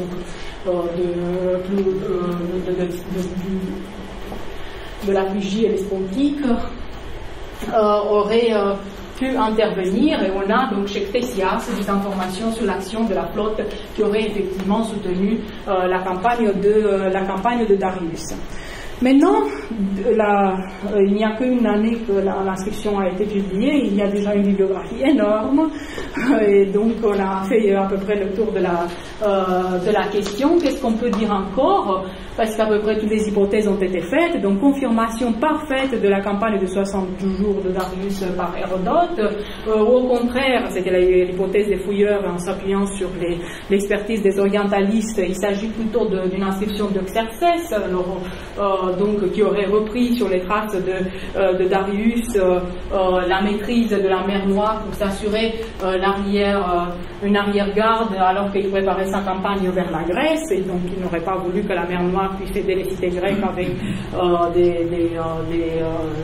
de la nourriture et d'autres formes d'aide, où on en est aujourd'hui. Ce que je pourrais apporter dans cette histoire, c'est une question de réflexion au contexte égéen. Pourquoi? Parce que Phanagorie, c'est une fondation de Théos, donc on est à Ionie, en Asie mineure, à peu près ici. Et donc Phanagorie a entretenu des relations assez étroites avec une deuxième colonie de Théos qui est Abdère en Thrace. Or, il s'avère que lors de la campagne de Xerxès en 480, Abdère a été la cité qui a soutenu le plus les Perses. Elle a été perse dès le début et elle a tiré le plus grand profit. Pourquoi Phanagorie, chez lesquels on trouve cette magnifique inscription perse, n'aurait pas fait de même? Autre élément intéressant, alors qu'ils ont les mêmes symboles, par exemple Abdère aussi a le griffon sur le monnayage, etc. Donc il y a des éléments de lien. Autre question, on dit depuis beaucoup de temps, depuis qu'on a fait les fouilles à Panticapée, donc ici, donc on est sur la côte européenne du Bosphore cimérien, que dans les années 480, il y a eu une invasion scythe. Encore ces sites sur le dos desquels on met toute destruction archéologique. Quand voilà, c'est les nomades et on ne sait pas ce qui s'est passé. Il y a eu un incendie qui a des chances d'être violent, donc guerrier. 480, cela vous dit quelque chose. Donc précisément la date de cette inscription, Phanagorie est vraiment en face de Kerch de Panticapée. Où je veux en venir, c'est que lorsqu'on essaie toujours d'écrire l'histoire de la mer Noire comme une histoire entre Scythes et Grecs, on voit qu'il y a toujours un troisième élément, que la situation est beaucoup plus compliquée. À mon avis, on peut peut-être faire l'hypothèse que ce sont les Perses qui interviennent dans les affaires du Bosphore. Pourquoi? Parce qu'ils ont intérêt à s'assurer l'arrière-pays, donc avant l'expédition de Xerxès en Grèce. Ils ont une flotte dans la mer Noire. Ils sont alliés des gens de Phanagorie comme ils sont alliés des gens d'Abdère qui peuvent les soutenir. Ils gagnent donc la domination du nord de la mer Noire, mais les gens de Phanagorie, qu'est-ce qu'ils gagnent? Ils peuvent résister aux gens de Panticapée. Et donc les destructions de Panticapée pourraient être à cette époque-là une sorte d'offensive des gens de Phanagorie contre Panticapée. Panticapée a essayé de développer son empire tout au long du 100e siècle et il y arrive finalement avec les Spartocides. Donc avec Satyros Ier à la fin du 100e siècle, Panticapée va conquérir petit à petit toute la Kora ici de l'est de la Crimée, et ensuite avec Satyros elle s'étend en Asie et progressivement jusqu'à l'époque romaine ils se font un tout petit empire de ce qu'on a appelé le premier royaume hellénistique. Donc peut-être au moment où Xerxès prépare son expédition vers la Grèce, il s'intéresse également aux Grecs. D'ailleurs dans les sources achéménides c'est toujours les Grecs de l'au-delà de la mer, les Grecs qui sont ici, et il essaie d'aider les Phanagoriotes contre les gens de Panticapée. Donc nos Scythes, méchants ou moins méchants, ont une guerre de moins à leur actif dans les reconstitutions qu'on a fait jusqu'ici, des reconstitutions qui s'appuient sur l'archéologie, mais il faut toujours être extrêmement prudent quand on fait parler les destructions sans aucune source littéraire. Voilà. Merci beaucoup.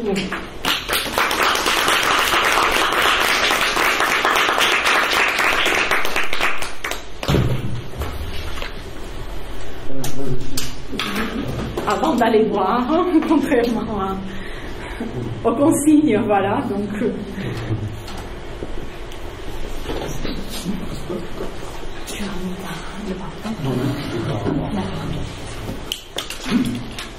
Alors, merci beaucoup. Merci beaucoup, Anka, de cette invitation à écouter et à discuter avec vous. Donc, c'est un sujet qui est d'une complexité énorme parce que on a là affaire à des peuples, qui a été appelé des peuples qui sont très mouvants finalement, qui sont ces peuples, en tout cas ces peuples de l'Antiquité intermédiaires entre le bassin méditerranéen et puis les contrées mythiques des Hyperboréens, des Argonastes, etc. De manière assez significative, je ne pense pas qu'il y ait un pays ou une nation qui ait pris comme modèle antique les Arimasques par exemple. Alors qu'on peut prendre les Gaulois, les Celtes, les Illyriens, les Scythes éventuellement. Donc c'est une frange très particulière, intermédiaire dans cette géographie qui est aussi celle d'Ariestéas de Proconès. C'est ni la Grèce, ni au-delà des monts Ripés, ni les rives de l'océan finalement. Alors, ce qui est difficile pour nous actuellement, c'est que dans les différents pays où sont supposés être ces peuples, on n'en est pas arrivé au même moment du commentaire historique. Donc la semaine dernière, j'étais en Albanie, où je travaille, et on avait un colloque qui ouvrait le mois de la francophonie, donc un colloque voulu par l'ambassade de France, qu'on a appelé Illyrie au pluriel identité croisée.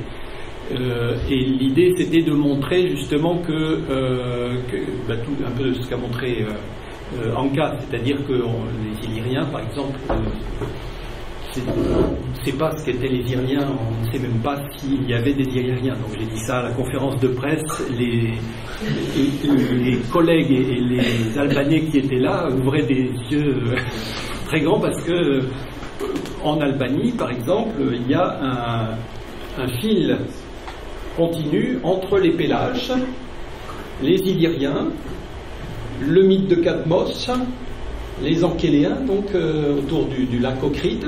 Alors il y a les problèmes aussi évidemment le lac Ocride, c'est la limite entre l'Albanie et la République de Macédoine du Nord maintenant.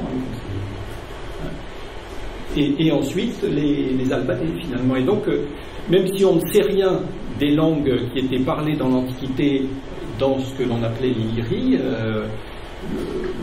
il y a encore des collègues, pas seulement albanais d'ailleurs, qui considèrent que l'albanais vient de l'illyrien, alors qu'on n'a pratiquement aucun mot illyrien connu, et aucune inscription a fortiori.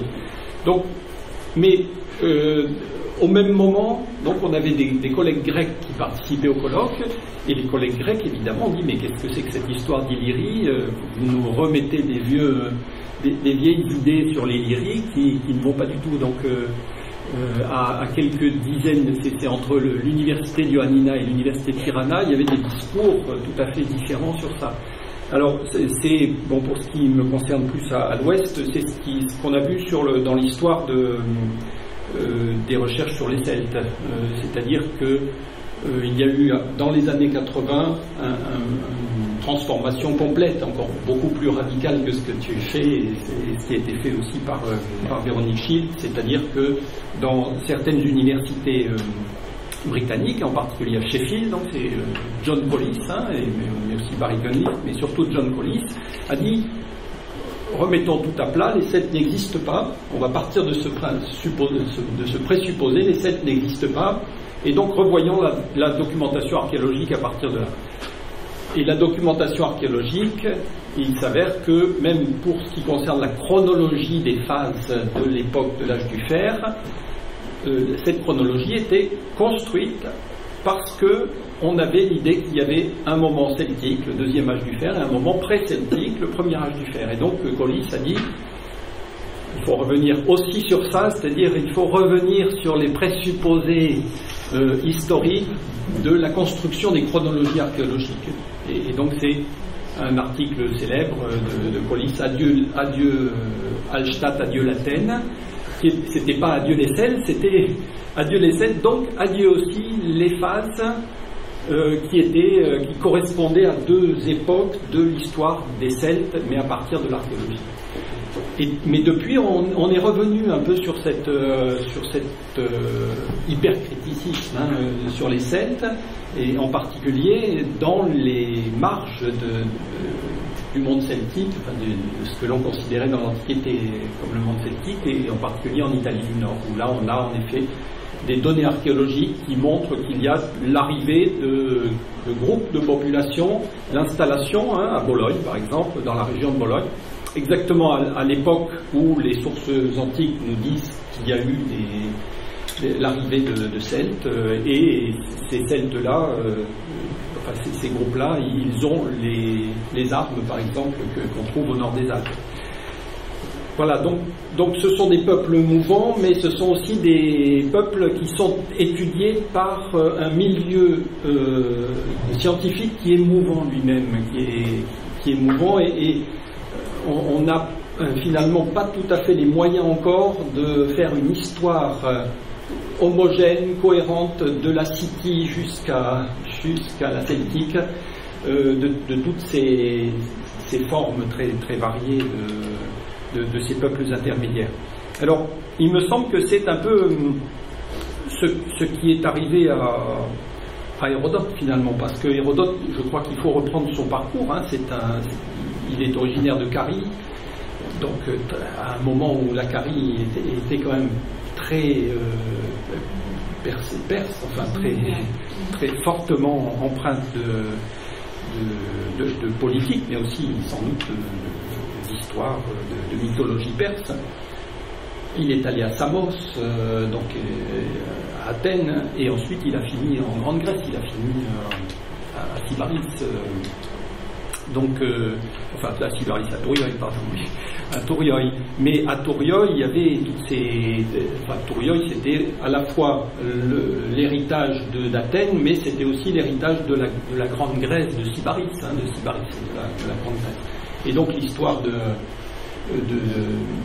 d'Aristéas de Proconèse, d'Aristéas dans le sanctuaire de l'Agora de Métaponte, c'est ça, c'est une construction complexe de la part d'Hérodote, et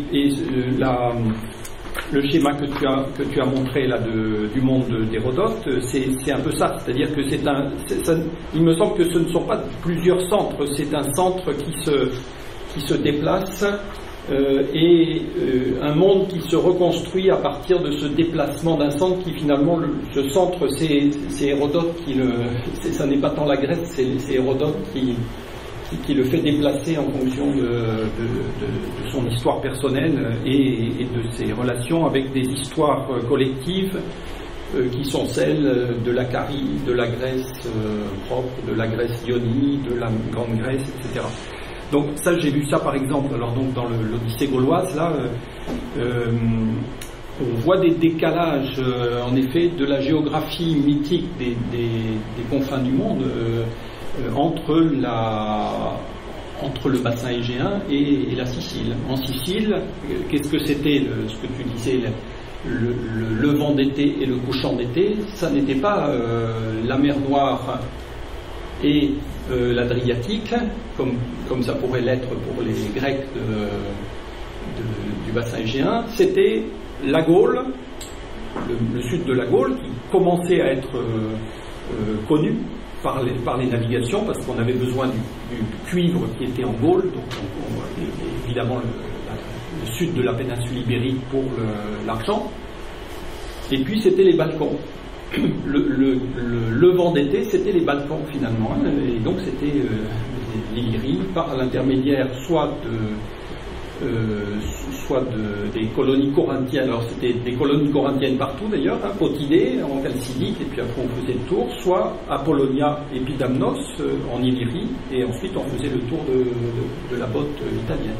Mais quoi qu'il en soit, c'était la même géographie qui était la géographie du levant d'été et du couchant d'été, mais une géographie qui se décalait, et donc qui avait une unité conceptuelle, mais qui avait des manifestations géographiques différentes. Donc, alors, c'est pour ça, là, en effet, tu as sans doute raison de parler des Perses, enfin, c'est même une des choses très importantes que tu apportes.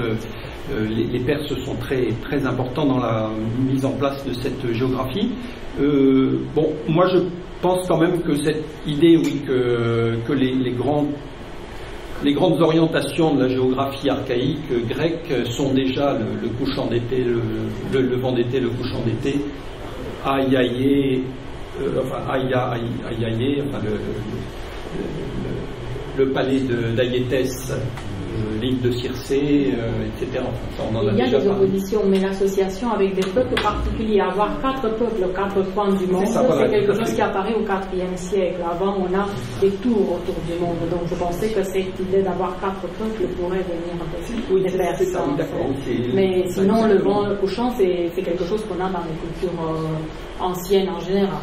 C'est tout à fait juste. C'est-à-dire les orientations solaires, on les voit maintenant de néolithique dans l'orientation de certains néolithiques. L'identification du solstice, de l'équinoxe, donc ça on savait faire depuis le 3e millénaire en Égypte. Voilà, ça oui. Mais aussi l'association est pas seulement d'Égypte, c'est pas forcément quelque chose d'oriental qui arrive à l'époque d'Hérodote. C'est quelque chose d'une culture des gens qui vivent en plein air et qui observent toute l'année le ciel, d'où le soleil se couche et d'où il se lève. Mais l'idée de lier des peuples à ces directions et de les systématiser sur une sorte de carte, disons mentale, c'est quelque chose qui est assez différent finalement de l'idée de l'itinéraire qui précède ou du monde un peu concentrique, concept concentrique. Oui. Voilà, alors donc si ça vous intéresse, j'avais étudié une tombe de Mégareidea, donc alors c'est très intéressant, Mégareidea c'est une colonie au nord de Syracuse, une colonie de Mégare, très ancienne du 8e siècle avant Jésus-Christ, mais à l'époque de la nouvelle colonisation mégarienne, à la fois à l'ouest avec la fondation de Sélinonte, qui est à cette époque la plus occidentale des colonies grecques, et d'autre part de Byzance, etc., de toutes ces colonies mégariennes à l'entrée de la mer Noire. Là, il y a une femme de Mégara, une femme grecque de Mégara, qui a un collier. Et ce collier est fait d'objets très particuliers, le hétéroclite, complètement une sorte d'ensemble, d'une collection de curiosités, et ce sont tous ces objets sont des éléments de parure de femmes qui viennent pour les unes des Balkans, de la Macédoine, mais aussi des Balkans internes, donc ce qu'on appellerait l'Illyrie, et les autres qui viennent du Languedoc et du centre de la Gaule. Et donc cette femme portait sur elle une sorte alors on ne peut pas dire de carte, mais en tout cas de représentation de la course du soleil, finalement, de la course du soleil d'été, qui était représentée par des objets qui provenaient d'autres femmes qui habitaient dans ces confins du monde. Voilà, donc il y a comme ça. Alors, ce qui est intéressant évidemment, c'est ce que tu as montré, c'est-à-dire qu'en effet, on arrive quand même à reconstituer comme ça. Alors là, dans le cas de Mégaribléa, ça entre quand même dans une géographie grecque archaïque, mais ça n'est pas la géographie grecque du bassin égéen, donc c'est une géographie un peu différente. Ça permet de voir qu'il y a des versions différentes de cette géographie archaïque grecque. Mais comme tu l'as montré à la fin, donc on arrive quand même à retrouver des sortes soit de mythologie, soit de géographie non grecque particulière. Alors dans le monde celtique, il y en a une comme ça, qui est bien connue, c'est chez Tite-Live 435, si je ne m'abuse, c'est l'excursus, vous savez, donc Tite-Live raconte l'arrivée des Gaulois en Italie.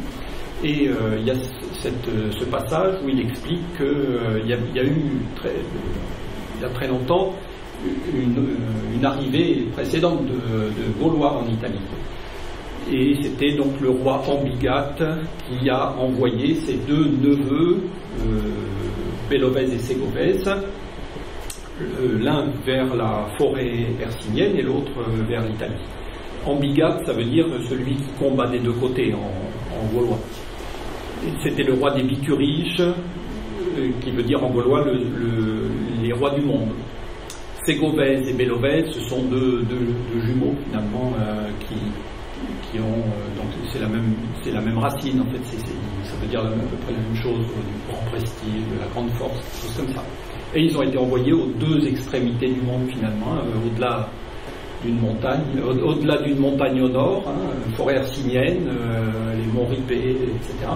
Au-delà des Alpes, donc vers l'Italie.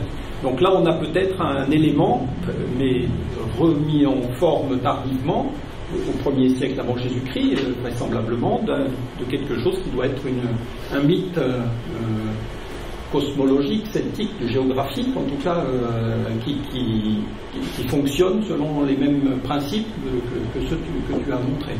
Mais ça, évidemment, c'est très difficile et ça n'existe que parce que, par exemple, dans la première moitié du 1er siècle, le druide Diowithiaque, qui était un des grands druides éduins du centre de la France, de ces grands peuples de la Gaule, a été hôte de Cicéron, vous savez, pendant quelques temps, et donc Cicéron le cite dans les Dionyatoniens. Et donc c'est comme ça qu'on a des sortes de lambeaux de choses qui permettent de voir qu'au-delà du caractère mouvant de l'identification de ces peuples intermédiaires de la part des Grecs, on a tout de même des choses qui existaient vraiment et des peuples ou des cultures qui avaient eux-mêmes ou elles-mêmes une conception du monde dont on n'a pas pas forcément de traces, sans H, mais qui devait exister et dont on a tout de même, soit archéologiquement, soit dans des lambeaux de textes de traditions antiques, des éléments. Voilà. Donc tout ça pour dire on a encore beaucoup de travail, je crois, pour remettre tout ça en ordre, je dirais, et pour surtout voir quand c'est très bien que tu aies apporté toute cette littérature, parce qu'en effet on peut relire cette littérature et voir à quel niveau d'objectivation des problèmes que pose cette documentation multiple sur des peuples mouvants sont arrivés les différents auteurs, et donc à partir de là essayer de reconstituer une histoire de ces réalités très fuyantes que sont les Scythes, les Celtes, les Illyriens, les Thraces, bien sûr, etc.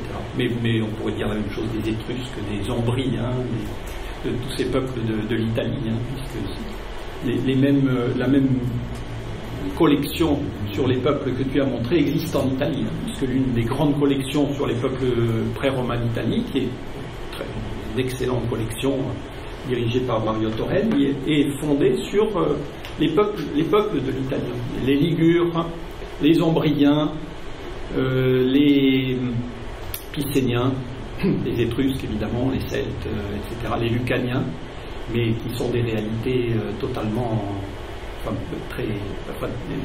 figées, des réalités qui sont des réalités historiques très particulières. Les Lucaniens, par exemple, le livre sur les Lucaniens parle depuis l'âge du fer jusqu'à l'époque romaine, alors que les Lucaniens, c'est une réalité très particulière du 4e, 3e siècle avant Jésus-Christ.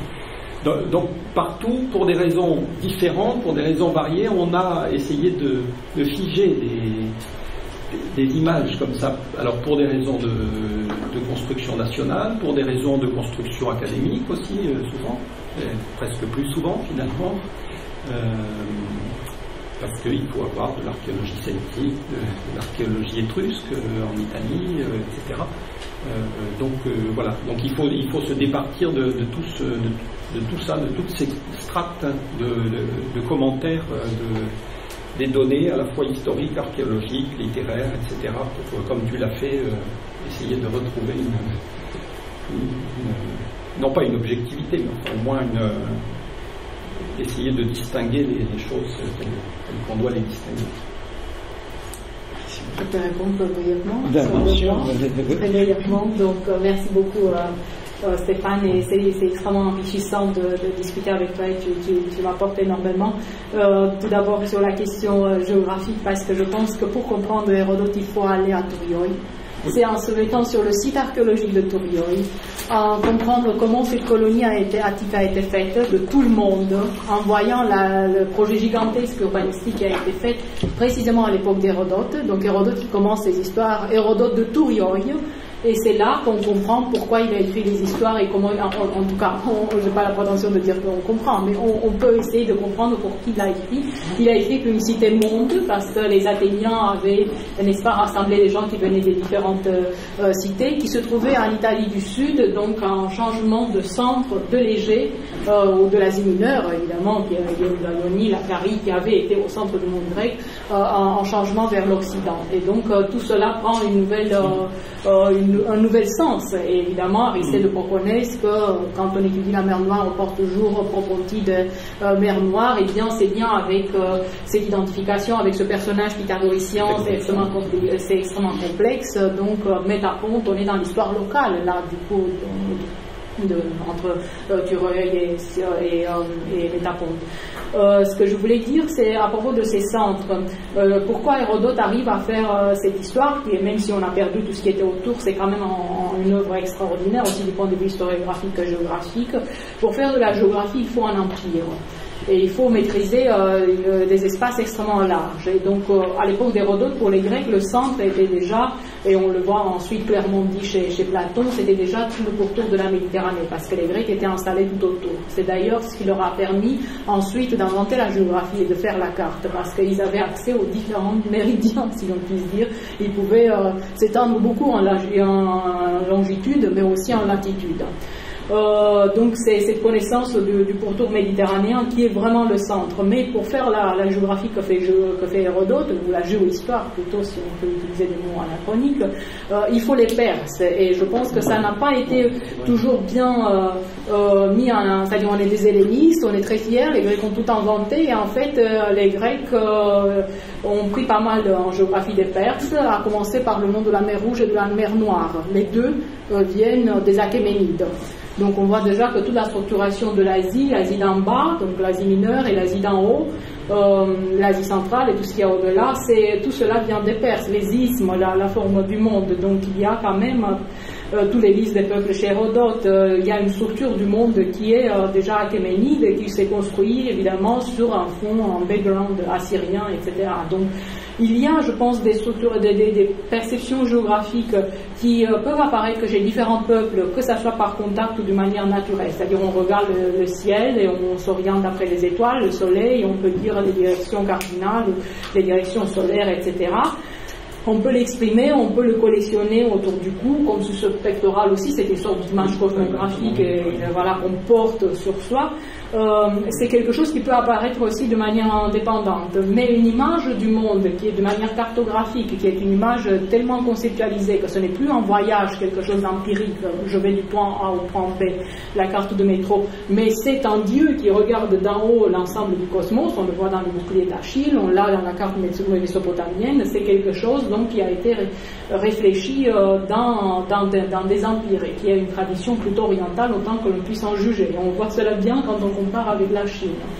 Donc c'était un peu du point de vue géographique. Et ensuite, pour la question de l'ethnicité, j'aurais voulu te répondre aussi. Oui, on fait des progrès en mer Noire pour essayer de démolir ces mythes régionaux, d'histoire régionale et d'histoire nationale, mais l'opposition est très, très dure. Donc, Valentina Modrintseva, et moi-même à un certain moment, mais elle le fait de manière, elle a consacré sa carrière à cette histoire, essaye de démolir l'histoire des migrations des Sarmates. Les Sarmates, un peuple qui peut-être n'a jamais existé en tant que tel, c'est-à-dire c'est juste qu'il y a eu des tribus qui ont eu des noms dérivés d'une racine Saurom, Sauromates. On a les rois des Bosphore qui s'appellent des Sauromates, c'est des tribus qui ont existé au nord de la mer d'Azov, entre la mer d'Azov et le Caucase. Mais ensuite, les sources antiques retrouvent ces Sarmates un peu tout au nord de la mer Noire et progressivement vers l'ouest. Soit qu'il y a eu aussi des migrations, soit que les sources antiques se copient les uns les autres et avec des confusions, des changements géographiques, voilà, des mélanges, ont fait avancer ces peuples ou s'étendre. Donc, si vous voyez le livre sur les Sarmates, là, vous avez un échange, une histoire très claire. Le peuple des Sarmates est né au nord de la mer d'Azov.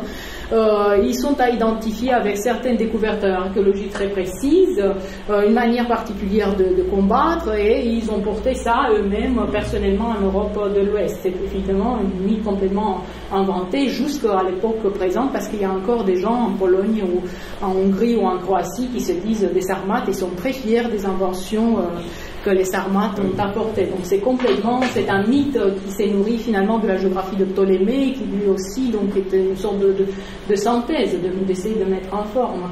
Donc voilà, il y a des voix qui s'élèvent contre ces constructions, mais c'est très difficile de se lever, parce que même quand on se tient aux questions d'espace, rien que de proposer, je l'avais fait dans un article, qu'il y avait plusieurs fleuves qui s'appelaient phases dans l'Antiquité, ce qui est assez normal.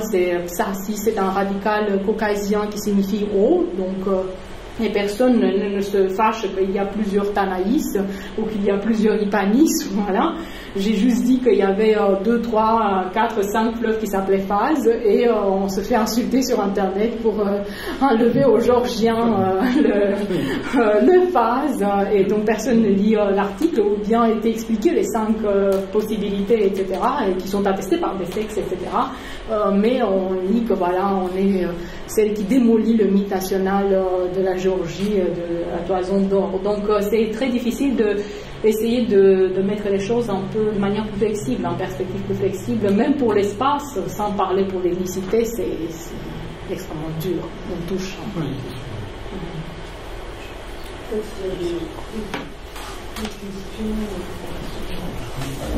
On a, en fait, bon, si vous êtes blessé, bien nous de partir, mais nous on a encore un stage, donc ça n'est pas difficile. Donc voilà, je pense qu'il y a une question pour toi. Oui, justement, les sites désirés les Iraniens.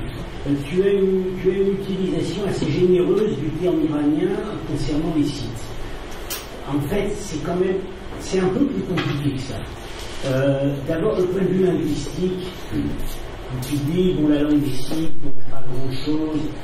Bon, on a quand même une riche onomastique, ça remplit quand même un volume entier du dictionnaire d'Avaïev. Et puis surtout, il faut quand même savoir que la langue site, elle n'est pas morte. Elle a un descendant assez direct avec le sec du Caucase, qui a été très bien étudié, Et la validation de cette hypothèse, c'est que les noms des inscriptions à la fois scythes et sarmates, entre guillemets, s'interprètent généralement à la lumière de l'ossète contemporain. Donc on a quand même un matériau linguistique. Alors maintenant, très bien, qu'est-ce que c'est que des Iraniens? On est iranien parce qu'on parle une langue iranienne. Dans la typologie linguistique, oui, le scythe est une langue iranienne, de la branche d'ailleurs non pas occidentale mais orientale, plus proche des langues centrales, etc. Ce qui peut peut-être amener des hypothèses sur les courants migratoires. Bon, maintenant, au niveau des conceptions idéologiques, les empires iraniens successifs n'ont jamais considéré les Iraniens linguistiques nomades du Nord comme les leurs. Au mieux, ce sont des lointains cousins qui ont mal tourné. Mais de même que les peuples, mais au même titre que les Romains. Tout ça, ça remonte aux trois fils du roi Faridoun. Bon, donc c'est pas une identité linguistique iranienne que la recherche moderne apporte au site n'a jamais été revendiquée, ni par aucun empire perse, ni très certainement par les Scythes eux-mêmes. Donc ce sont des données quand même qu'il faut prendre en compte. Et peut-être un usage un peu prudent de l'étiquette iranienne quand on va parler des réalités. Bon, maintenant, c'est sûr, il y a des affinités culturelles, pas seulement linguistiques, au niveau du nom des divinités, parfois se retrouvent, c'est certainement un phénomène. Alors, est-ce un phénomène de substrat, est-ce un phénomène d'emprunt? On en discute. La Volga, porte le nom que porte le fleuve du nord du monde dans la Vesta, c'est une domaine nord-est.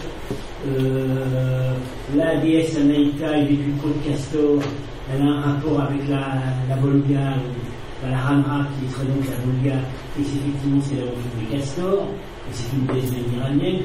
Il est évident que il y a plus que la parenté linguistique. Mais il faut vraiment doser. Merci beaucoup, c'est tout à fait juste. Donc, je suis induise en erreur, c'est-à-dire je fais un usage simplement linguistique du terme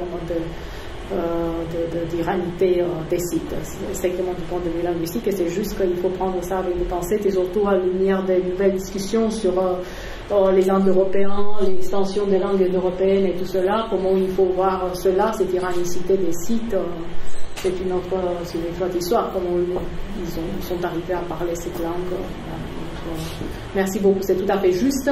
Il y a des discussions extrêmement poussées, mais qui, à mon avis, ont un caractère assez artificiel. En tout cas, je n'étais jamais capable de voir très en détail leur pertinence d'identification des différents dialectes sites, selon les quelques toponymes et anthroponymes.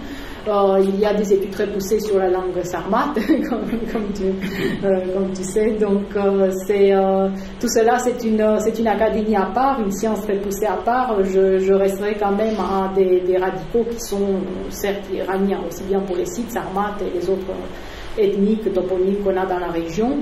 On n'a jamais une revendication d'un lien avec les Achéménides, avec les Perses. En revanche, on a des revendications de déconstruction analogues à ce que les Égyptiens ont pour Sésostris, pour se revendiquer des Cimériens. Donc ce peuple aussi qu'on considère comme parlant une langue iranienne, aussi mais le royaume du Bosphore se considère comme le royaume des Cimériens, ceux qui ont conquis l'Asie.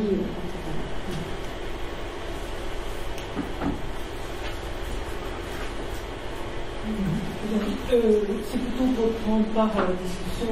Est-ce que tu ne penses pas que identifier un peuple par une langue, en fait, c'est une illusion contemporaine?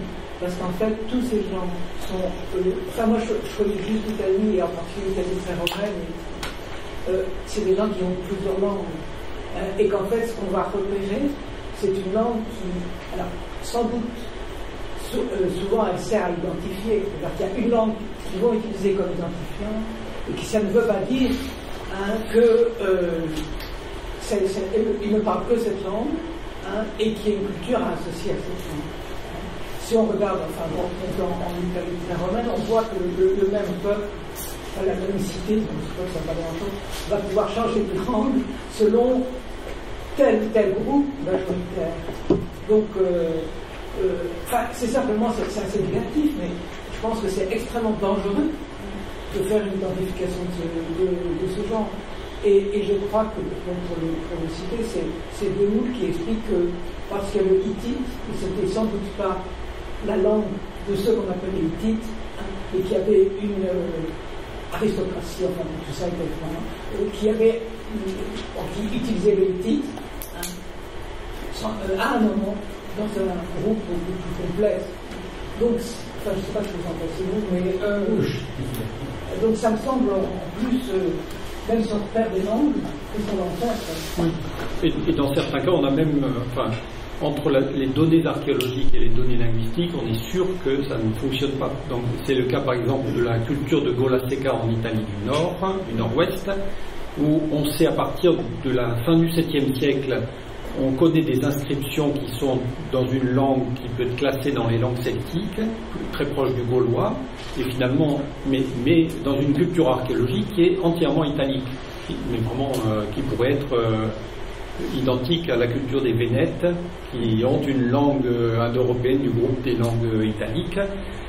Et finalement, les inscriptions dites celtiques du groupe des langues celtiques les plus anciennes se trouvent dans cette culture qui, archéologiquement, si on était des archéologues du 19e siècle, ce qui est d'ailleurs ce qui a été le cas, n'ont jamais été considérés comme faisant partie des Celtes. Donc ce sont des constructions en effet qui prennent l'eau de toutes parts. Il y a quand même des cas attestés de langues qui donnent l'impression d'une éradication du peuple qui a précédé. Il y a un critère quand même assez qui marche assez bien, c'est les emprunts, les substrats. On sait par exemple que les langues iraniennes orientales, en Asie centrale, ont extrêmement peu de mots qu'on peut supposer emprunter à autre chose. Voilà. On a maintenant, on se bat les flancs pour trouver une vingtaine de mots qui ne sont pas iraniens. Alors on dit archéologiquement la culture qui précède les Iraniens en Asie centrale, on sait maintenant c'est le Bimak, c'est la civilisation de Confucius. Donc ça va être la langue du Bimak. Il y a des arguments parce que ça a donné le mot chameau, ça a donné le mot brique, ça a donné des mots, effectivement, des mots d'un vocabulaire sédentaire qu'ils ont pu trouver à l'arrivée. Mais c'est extrêmement limité, extrêmement réduit. Ça n'a rien à voir avec les phénomènes d'hybridation qu'on peut voir dans même une très grande partie de la carte de l'Europe.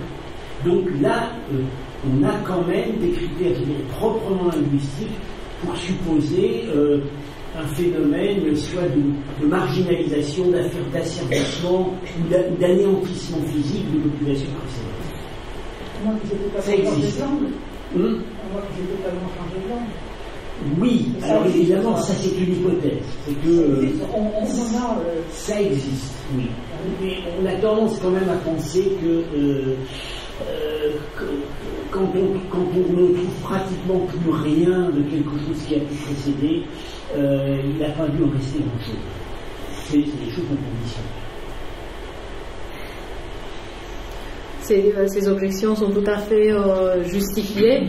Pour reprendre la question du nord de la mer Noire, on a des peuples dont on ne sait absolument pas quelle langue ils parlaient et dont on voit clairement que les Grecs faisaient des familles à part. Par exemple, les Méotes sont quelque chose qui ne sont ni des Caucasiens, ni si je puis dire encore, des Iraniens, des Est-Iraniens. Donc on ne sait absolument pas quelle langue parlaient ces Méotes, qui sont pourtant liés à des peuples sarmates, scythes, etc. Mais on passe toujours par la fenêtre, par la vitre des Grecs, évidemment, pour juger de tout cela, qui n'étaient pas forcément intéressés à l'étude poussée des langues étrangères. Comme vous le savez, avant l'époque hellénistique, on n'a pas un intérêt précis pour distinguer les différentes langues. propos de l'irréalité des sites, tu as invoqué le mythe de site Héraclès et l'épreuve des trois fils, l'épreuve de l'arc. Il me semble que tout de suite après cette histoire, il y a la manière dont un site va trouver une femme. Et cette histoire consiste à commencer par aller à la chasse, perdre son cheval, et tout en cherchant son cheval, finalement, on est conduit à un château où il y a une femme que le site va épouser. Et il me semble que ce mythème, ou cette figure mythologique avait été étudiée par Dumézil. Et je ne sais pas si c'est encore Dumézil qui le dit, ou alors si c'est moi-même qui l'ai trouvé par hasard dans le livre des rois de Ferdowsi, 11e siècle de notre ère, où on a un héros, le plus grand héros de toute la culture iranienne, Rostam, qui va trouver sa femme par exactement le même procédé. Et je trouve que Rostam est considéré comme un site. C'est un Saka, il appartient à la culture qui va donner plus tard la région du Sistan, qui est aujourd'hui une province d'Iran. Voilà, donc deux mythèmes, l'un chez Hérodote, l'autre chez Ferdowsi, qui parle d'un site. Il me semble qu'on a quand même une continuation assez intéressante à propos de la culture. Alors, je ne sais pas si c'est juste un élément comme ça isolé, ou alors est-ce qu'il y en a d'autres à rechercher. Merci beaucoup. Il y a celui-ci, il y a les trois fils, il y a l'histoire de la femme. Zol, le père de Rostam, est un albinos.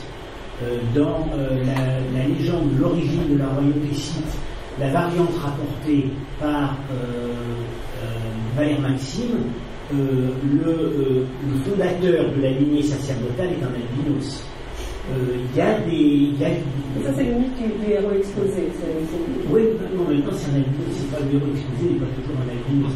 Il y a des points, mais là, ce qui est intéressant, c'est pas simplement une similitude typologique, c'est qu'on peut formuler des hypothèses génétiques qui peuvent être illusoires, mais il se trouve que justement Rostam et tout ce qui tourne autour de lui est identifié de manière consistante. Les Iraniens savaient très bien que c'était un étranger, que c'est un descendant, que c'est un Saka, donc un descendant d'envahisseurs du 1er siècle avant notre ère. Mais alors après, évidemment, le problème, c'est le niveau chronologique de tout ça. Est-ce que c'est 480, après 480, juste avant Hérodote? Est-ce que c'est au 2e millénaire avant Jésus-Christ? Est-ce que c'est ça aussi le problème, c'est qu'on n'a pas vraiment de moyens, même pour des exemples comme ça très précis, de dater. On en a, parce que les Sakas arrivent dans le sud de l'Afghanistan, on sait exactement quand, parce que c'est raconté par...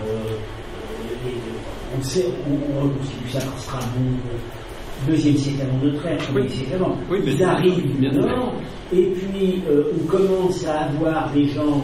On a quelqu'un qui s'appelle Rostam à Doura Europos en 240. Oui. Donc, on a des chaînes. Mais qui sont récents par rapport à ce que... Oui, ce qu'on ne peut pas savoir, c'est si c'est... On ne peut pas remonter en si tout ça, c'est le produit pratiquement de l'inscription que nous a montré Anka, ou de ce qui s'est passé à cette époque-là, entre la fin du 6e et le début du 5e siècle, ou bien si ça remonte à des temps sur lesquels on ne sait rien. C'est ça le problème. On peut dire qu'on saisit une construction, on saisit quelque chose de construit, un récit construit, justement au moment où Hérodote en parle. Voilà, c'est ça. Et on en suit très très bien les voilà, mais avant... Maintenant, qu'est-ce qui est en de ça? C'est ça. Comme en plus on n'a strictement aucune iconographie figurée dans le avant le 4e siècle. Avant le 4e siècle. Voilà, ça oui, tout à fait. Malheureusement, peut-être s'il y a une autre question, une dernière.